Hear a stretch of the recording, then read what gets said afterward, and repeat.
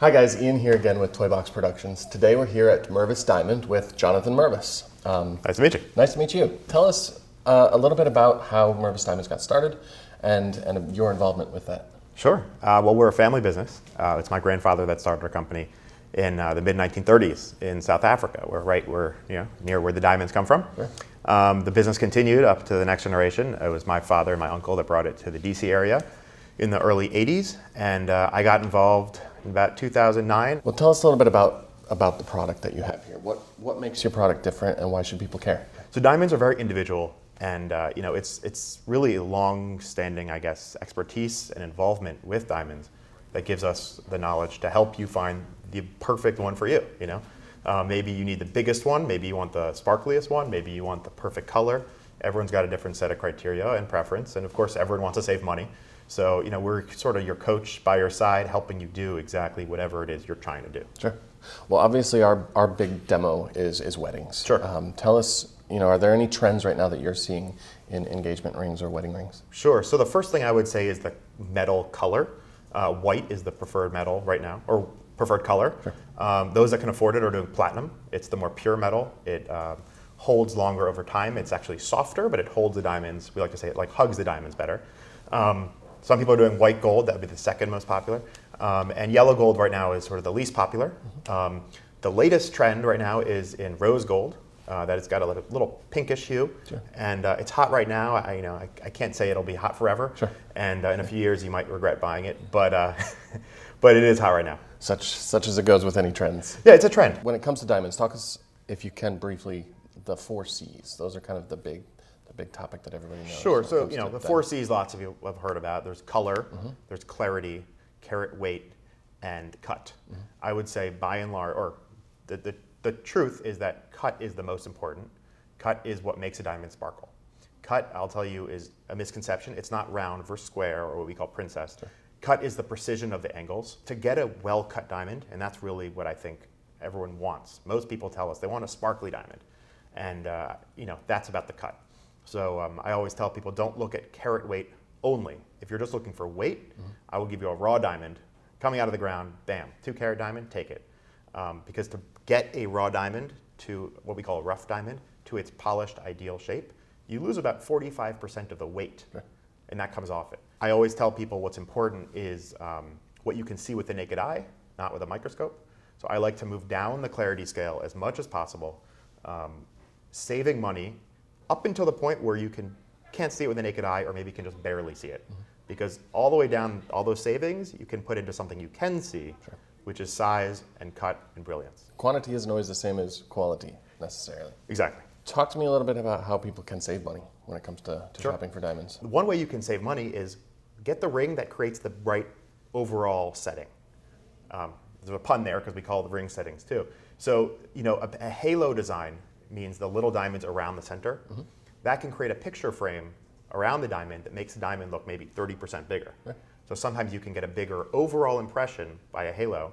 Or if you don't like the halo, just a ring that gives a big impression can be less expensive as a total package with a smaller diamond and still get the wow factor. One thing that I like to tell people in all sincerity is whatever range you are, whatever point of the dollar value you are, get good value.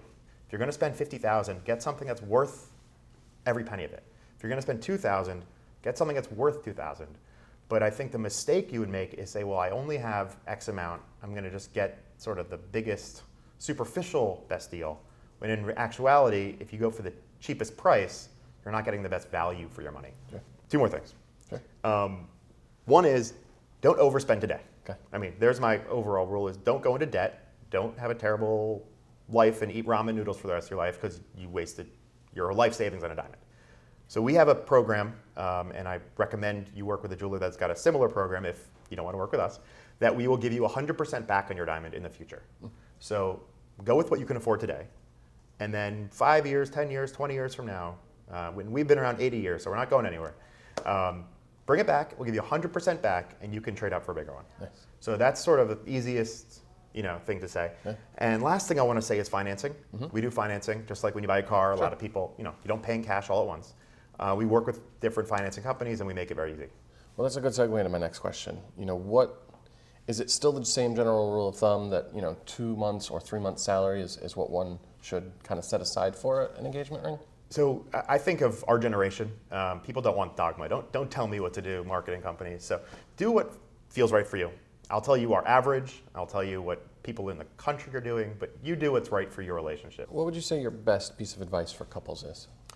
Well, a lot of guys ask me the question, should I bring her in? Should I get her advice? Or should I go for surprise? Should I bring her friend, My suggestion, and again, every relationship is different, is she's going to be wearing this the rest of her life.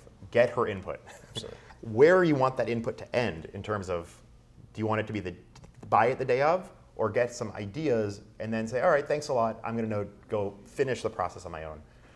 We have a lot of guys that do that. So if you want to come back a few days later without her, duck out of work, we'll have good notes on everything you saw, and we can help you sort of finish the process. Well, for those guys that totally want to surprise them, is there a secret or a trick to finding out a girl's ring size? I'll tell you what you shouldn't do. Well, I'll tell you a few things. There's no magic bullet.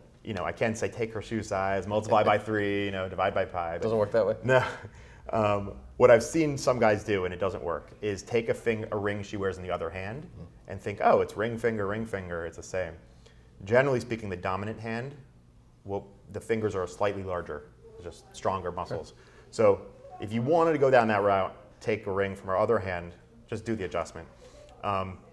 Otherwise, our average stock size is 6.5. So most girls are in that range of, 5 to 7. Obviously they're smaller and larger, but you can resize rings. I wouldn't worry about getting it absolutely perfect. A lot of guys surprise the recipient of the ring, whether it's a guy or girl. Surprise with the ring, have your special moment, and then come back the next week. We'll, all have a toast together, and then we can resize it and make it perfect. And we size it to the quarter of a size. So, well, tell me a little bit about your team here. I know you mentioned you guys have been around for 80 plus years. Mm-hmm. I would imagine you have a little bit of experience just within the sales team. Right. So one of the things that we've always felt was very important was to train our people really, really well. So it's about education. Diamonds are not a simple thing. So we don't have part-time people that are in high school or college and they'll just sell you a diamond. All of our salespeople, and we call them diamond consultants, have been through GIA training, that's Gemological Institute of America, and they truly are experts in their field. Well, and you can't get that kind of experience shopping online, for instance, either. What other reasons would you say that it might make more sense to not shop online versus in person? Sure. So that's a common question I get. Especially people who are looking to save money think, well, I can normally buy something cheaper on Amazon. Maybe I should buy a diamond online. And I think there's two reasons why it might not be the best idea. One is that not every diamond is the same. It's not a commodity like a pork belly or a soybean that everyone is the same. So with diamonds, even though online it looks like it's, for example, G color, SI clarity, and ours is GSI, it's the intangibles that make it sparkle or not sparkle. Sure. And the way that we get our diamonds is we go overseas and we look at thousands of diamonds and we handpick the best. Some happen to be GSI, let's just say. The way that online diamond players get their diamonds is they list spreadsheets of unsold diamonds from all over the world. And they're aggregators like Kayak of diamond inventory of everything that wasn't sold somewhere else. Sure. By someone who knew the difference. So, aside from the fact that we have a trained expert helping you, fundamentally our inventory has been hand selected versus what you'll see online. You can drive yourself crazy looking at pictures online, but then once you see it in person, it looks totally different. And when you see it on your skin tone and given your height and weight, it looks totally different. So just come on in and let us help you. Weddings are an expensive endeavor. What Sure. would you say to them to encourage, not even to encourage them, but to help them make their decision? To help them plan. Planning a wedding can be stressful. Money is always difficult. Obviously, you've got competing forces and you've got budgets. And you want the food to taste good and you want the invitations to look pretty. But I want to remind people that a couple hours after the wedding is over, and certainly next day, the food is consumed and the flowers will die and the music has stopped playing, and you'll have a loving husband and wife forever, and you'll have your wedding rings and you'll have the pictures and the video to relive the wedding and remember each other in that moment forever. So as important as everything else is, and I don't want to diminish of course the florists or the bakers, but when you're planning and budgeting, remember what's going to last and what's not going to last, and consider that. Oh, sure. We tell people that all the time. Yeah.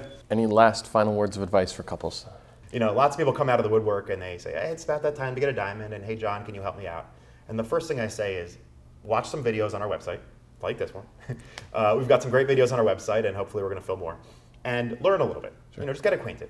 But then don't kill yourself with pressure that, oh my God, you have to learn everything. Just come on in and let us help you. We're a family business at the end of the day, and we don't have any specific, you know, so black and white policies. Well, you're 31 days past your warranty. You know, we're here to take care of you. Certainly, we stand behind our product if it's ever has problems. And anything you need, we're here for you. Jonathan, we appreciate your time and all your expert insight. Yeah, I appreciate it.